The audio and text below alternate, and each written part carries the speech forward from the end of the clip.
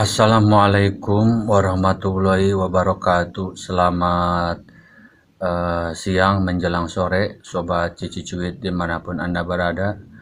Berjumpa lagi dengan saya. Kali ini saya akan membahas tentang sebuah pertanyaan dari kolom komentar yang mengatakan bahwa ibadahnya kaum Salafi itu seperti apa sih gitu. Terus apa ditentukan oleh imamnya gitu? Apakah ada imam gitu di kaum Salafi itu gitu. Nah, mengenai corak amaliyah kaum Salafi Indonesia itu sebenarnya tidak ditentukan oleh satu ulama saja, karena kaum Salafi itu bukanlah sebuah ormas, bukan pula sebuah semacam perkumpulan yang ada struktur organisasinya gitu. Jadi kalau istilahnya perbedaan antara kaum salaf dengan ormas NU atau ormas Muhammadiyah itu, kalau ormas NU sama Muhammadiyah kan memiliki organisasi, memiliki lambang organisasi, memiliki struktur organisasi, memiliki kepengurusan, dan memiliki imam besar. Contohnya kalau di NU imam besarnya kan Kiai Haji Hasyim Asy'ari. Nah, itu pendirinya. Kalau di Muhammadiyah imam besarnya Kiai Haji Ahmad Dahlan, karena beliau adalah pendiri Muhammadiyah gitu. Nah, sedangkan kalau di kaum salaf itu dia tidak memiliki pendirinya, tidak memiliki imam, maksudnya imam tertinggi gitu, tidak memilikinya gitu. Karena kaum salaf itu dia terhimpun secara alamiah, berkumpul secara alamiah, natural. Jadi semua orang yang memiliki pemikiran yang merujuk kepada manhajnya para sahabat Nabi, nah berarti mereka disebut kaum salaf. Jadi tidak ada struktur organisasi, tidak ada lambang benderanya, tidak ada pendirinya. Jadi semua orang yang mengikuti pemahaman para sahabat Nabi, ya berarti mereka disebut dengan kaum salaf. Jadi apapun dia sukunya, rasnya, latar belakang partai politiknya, itu tidak masuk kategori yang diharuskan gitu. Jadi kalau kaum salaf itu ya secara alamiah dia berkumpul secara fitrah lah gitu. Kalau dia merasa manhaj salaf itu menjadi pilihan hidupnya, nah berarti dia sudah tergabung dalam kaum salafi gitu.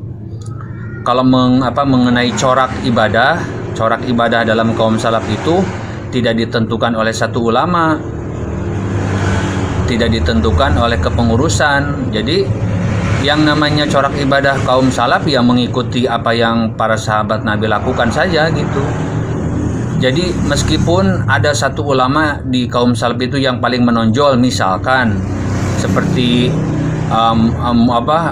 Muhammad Abdul Wahab atau Syekh Utsaimin atau Syekh Al-Albani gitu. Meskipun orang-orang tersebut paling menonjol dalam mengikuti kaum salaf, bukan berarti beliau-beliau itu menjadi imam para kaum salaf, bukan. Itu cuma faktor kebetulan para imam-imam seperti mereka itu yang paling menonjol gitu dalam mendakwahkan manhaj gitu. Jadi seolah-olah seolah-olah menjadi imamnya gitu, yang menjadi penentunya dalam corak beribadahnya kaum salafi.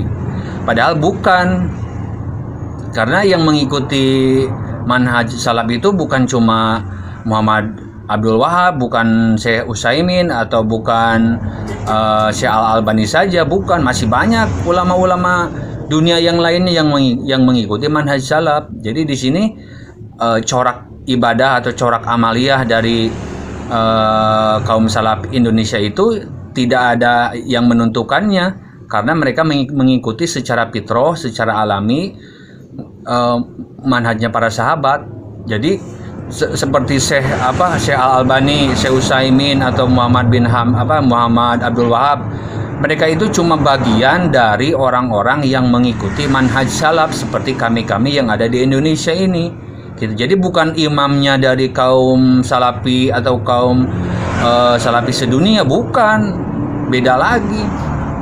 Karena ya secara fitrah beliau-beliau itu memang isinya paling menonjol saja gitu di antara ulama-ulama yang lain, karena mungkin sering disebut namanya itu, makanya seperti seolah-olah menjadi imamnya kaum salaf gitu.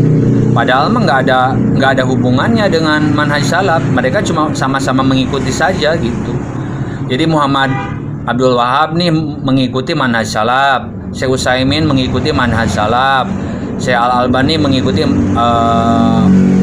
manhaj salaf gitu. Jadi semua ulama-ulama yang mengikuti manhaj salaf ya pasti akan dianggap seolah-olah mereka itu adalah imam-imamnya kaum salaf gitu.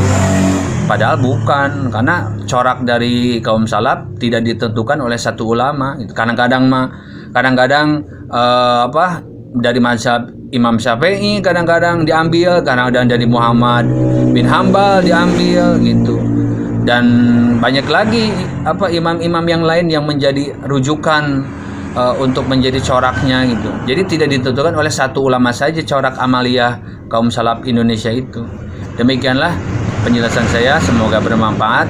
Untuk hari ini saya akhiri. Wassalamualaikum warahmatullahi wabarakatuh. Kalau ada pertanyaan silakan komentar aja di kolom komentar, nanti saya akan jawab. Insya Allah saya usahakan jawabannya pas gitu ya.